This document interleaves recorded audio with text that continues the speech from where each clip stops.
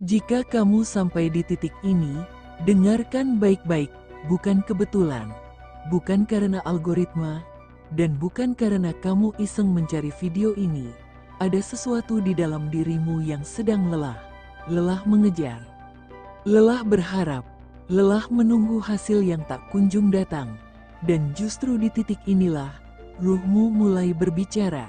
Sejak kecil, kamu diajari satu kebohongan besar, bahwa hidup harus dikejar, bahwa rezeki harus dipaksa, bahwa kebahagiaan ada di depan sana, jauh, dan kamu harus berlari tanpa henti untuk meraihnya.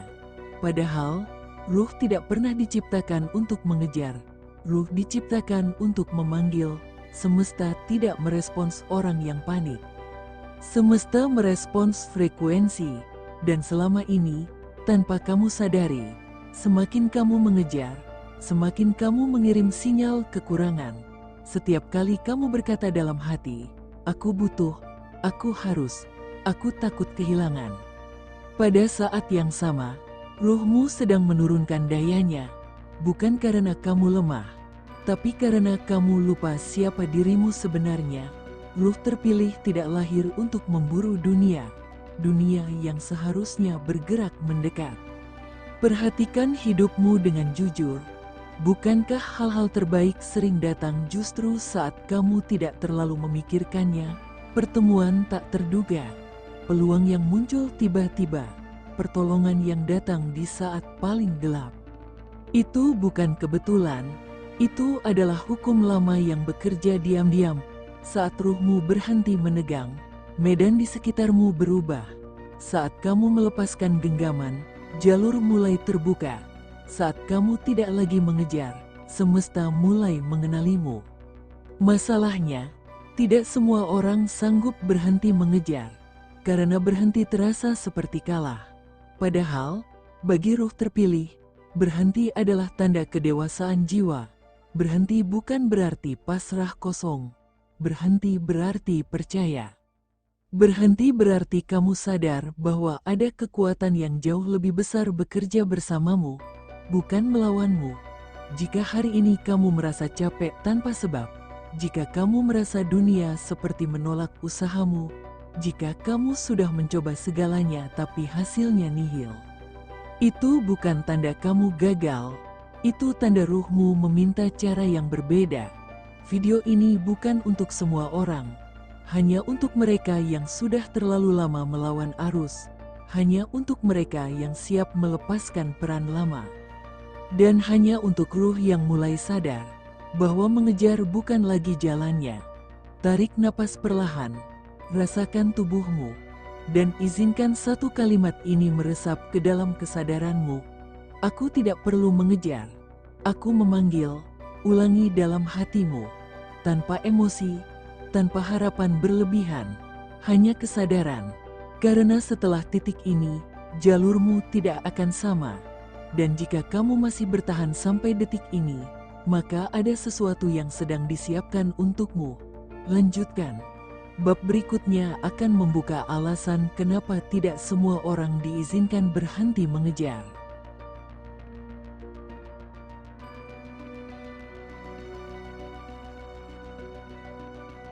Bab 2 ada satu hal yang jarang dibicarakan, bahkan oleh mereka yang mengaku sudah sadar, bahwa tidak semua manusia diizinkan berhenti mengejar.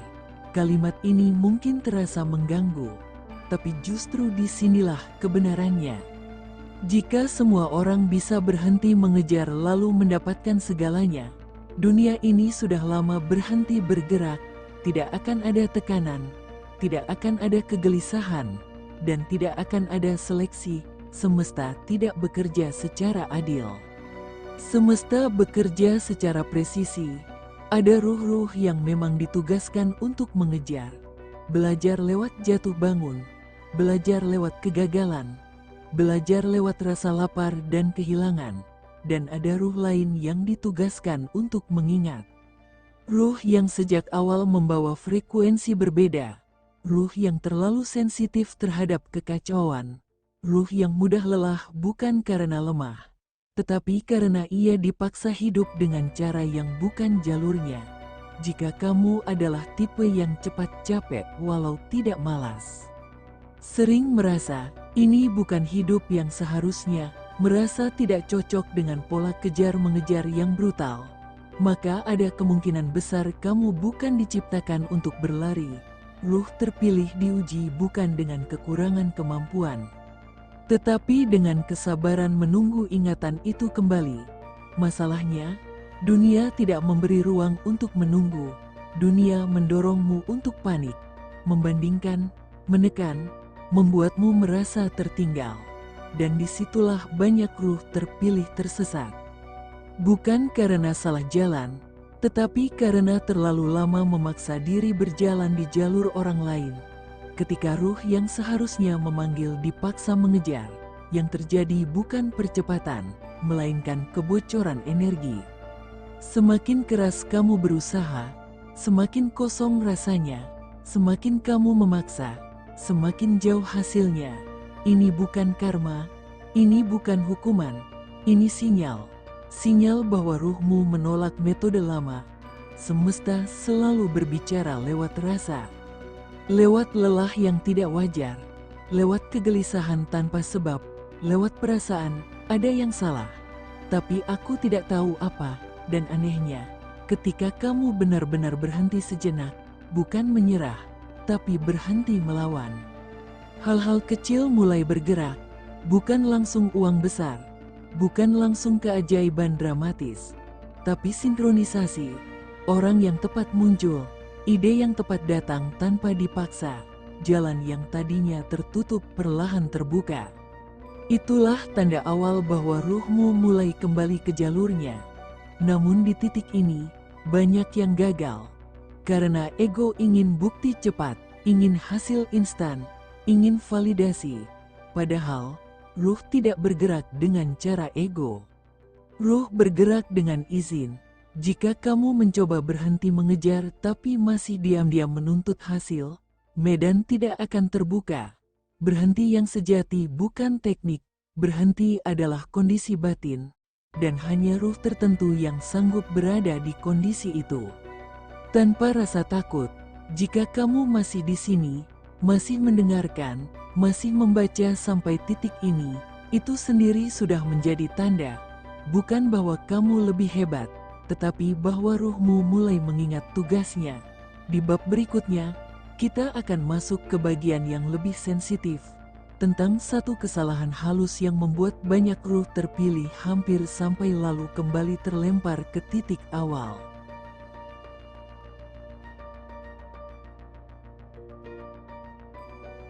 Bab 3. Kesalahan itu tampak sepele, bahkan terlihat seperti hal baik. Namun justru disinilah banyak ruh terpilih terjebak tanpa sadar.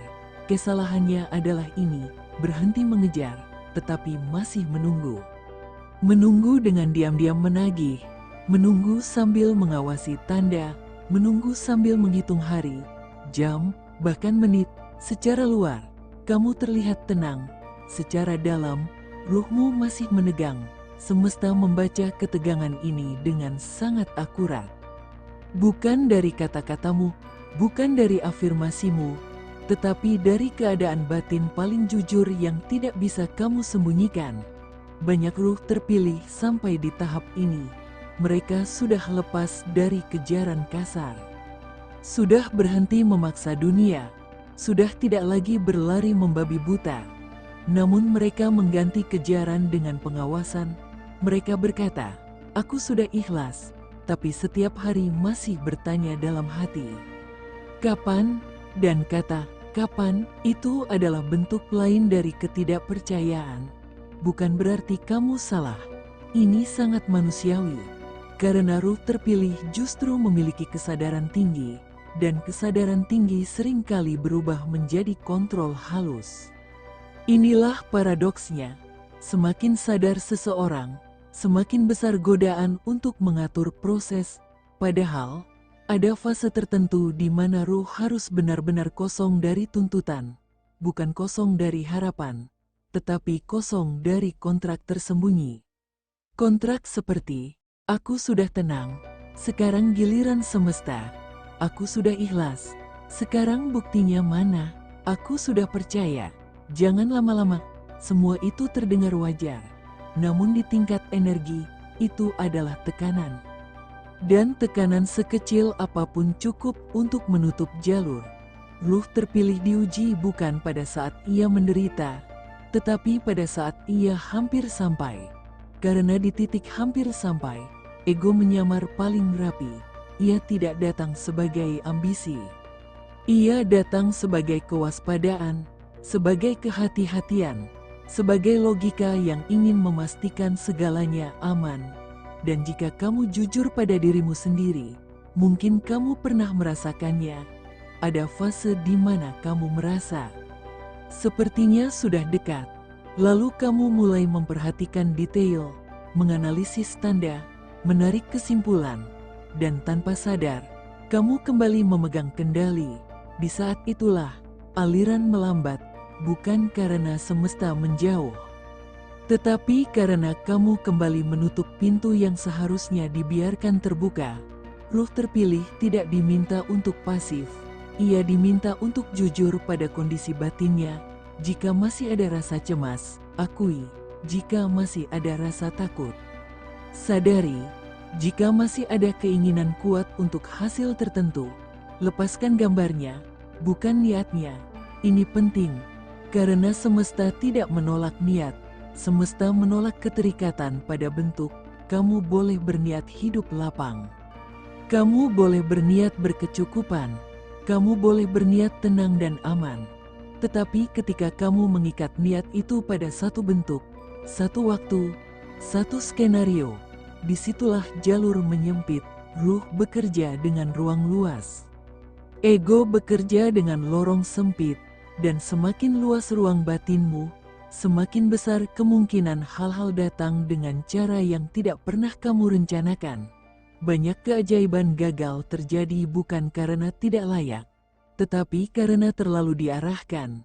Jika kamu membaca ini dan merasakan sedikit ketidaknyamanan, itu pertanda baik. Artinya ada sesuatu yang sedang dilonggarkan, bukan dihancurkan. Dilonggarkan. Di bab berikutnya, kita akan masuk ke momen krusial, titik sunyi yang sering disalahartikan sebagai stagnasi. Padahal justru itulah gerbang terakhir sebelum jalur ruh terbuka sepenuhnya.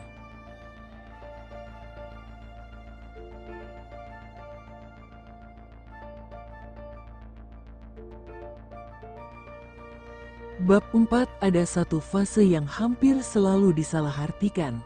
Fase ini sunyi, tidak dramatis, tidak penuh tanda, tidak ada ledakan keajaiban seperti yang sering dijanjikan orang.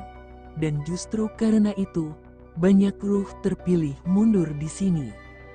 Fase ini disebut titik hening, bukan hening karena kosong, tetapi hening karena semuanya sedang berpindah. Di fase ini, kamu merasa seperti berjalan di tempat, tidak semakin buruk, tapi juga tidak terasa maju. Hari-hari berjalan normal, bahkan mungkin terasa membosankan. Tidak ada konflik besar, tidak ada kemajuan mencolok, tidak ada kabar baik yang membuat jantung berdebar. Dan ego membenci keadaan ini. Ego ingin drama, ego ingin kepastian, ego ingin sesuatu terjadi agar ia merasa aman. Padahal, ruh justru bekerja paling aktif saat ego tidak punya bahan untuk bereaksi. Di titik hening ini, jalur lama sedang ditutup perlahan. Tanpa kamu sadari, tanpa suara, tanpa perlawanan, kebiasaan lama kehilangan daya tarik, keinginan lama tidak lagi terasa menggoda. Ambisi yang dulu membakar sekarang terasa datar. Banyak yang mengira ini tanda kehilangan arah. Padahal ini tanda pelepasan identitas lama. Ruh terpilih tidak bisa melompat ke jalur baru sambil membawa beban lama. Dan semesta tidak akan memaksa pelepasan itu. Ia menunggu kesiapan. Itulah sebabnya fase ini terasa lama.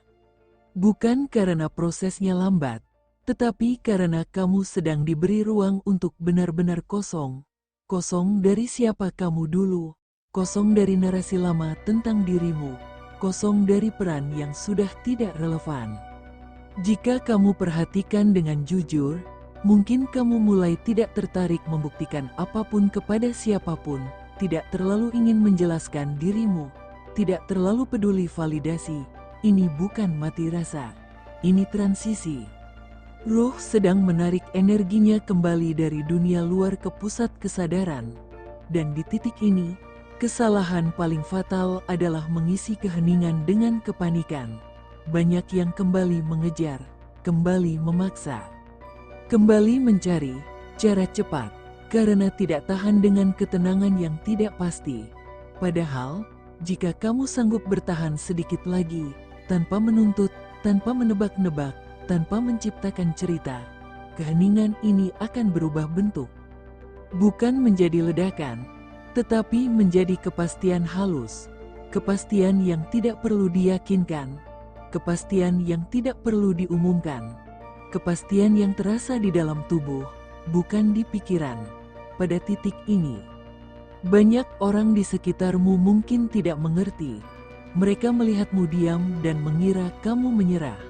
Biarkan, ruh terpilih tidak bergerak berdasarkan penilaian luar. Ia bergerak berdasarkan izin dalam. Jika kamu masih berada di fase hening ini, jangan mengutuknya, jangan terburu-buru keluar darinya. Karena hening ini adalah ambang, dan di bab terakhir, kita akan membicarakan satu momen kecil yang sering datang tiba-tiba, terlihat sederhana, tetapi menjadi penanda bahwa saat kamu berhenti mengejar, panggilan itu akhirnya dijawab.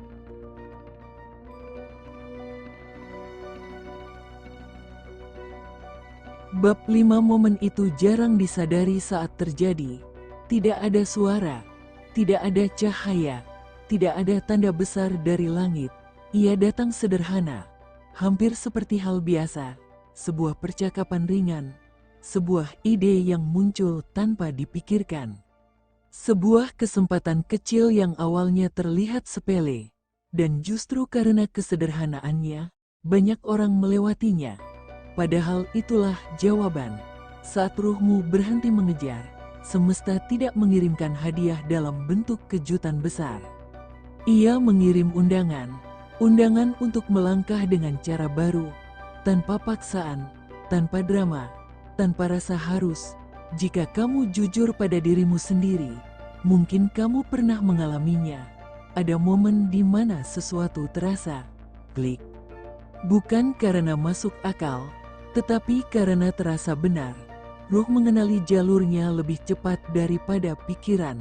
Di titik ini, tidak ada lagi dorongan kuat untuk mengejar. Tidak ada lagi rasa cemas tertinggal. Tidak ada lagi kebutuhan membuktikan apapun. Yang ada hanyalah gerak alami. Langkah kecil terasa ringan. Keputusan tidak lagi menguras energi. Pilihan datang tanpa konflik batin. Dan perlahan, tanpa kamu sadari, hal-hal mulai merespons. Bukan karena kamu meminta, bukan karena kamu menuntut, tetapi karena frekuensimu sudah berubah. Rezeki tidak lagi terasa seperti sesuatu yang harus diperjuangkan mati-matian. Ia datang sebagai konsekuensi, bukan tujuan. Relasi terasa lebih jujur, kesempatan terasa lebih tepat, waktu terasa lebih bersahabat. Ini bukan akhir cerita, ini awal hidup dengan ritme yang berbeda. Ruh terpilih tidak hidup untuk menguasai dunia, ia hidup untuk selaras dengannya. Dan selaras tidak berarti pasif, selaras berarti bergerak tanpa melawan arus batin. Jika kamu sampai di akhir bab ini, bukan berarti kamu sudah selesai, tetapi berarti kamu sudah siap untuk tidak kembali ke cara lama.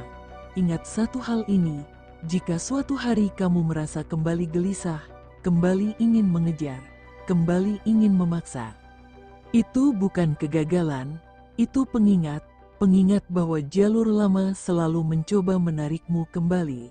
Dan setiap kali itu terjadi, kamu cukup kembali ke satu kesadaran sederhana. Aku tidak mengejar, aku selaras. Dan apa yang selaras denganku tidak mungkin melewatkanku. Jika kalimat ini terasa hidup di dalam dirimu, maka kamu sudah tahu jawabannya. Tidak perlu dibagikan, Tidak perlu diumumkan, tidak perlu diyakinkan, ruhmu sudah mengerti. Dan bagi mereka yang benar-benar terhubung, perjalanan tidak lagi tentang mencari, tetapi tentang hadir. Disitulah segalanya mulai datang.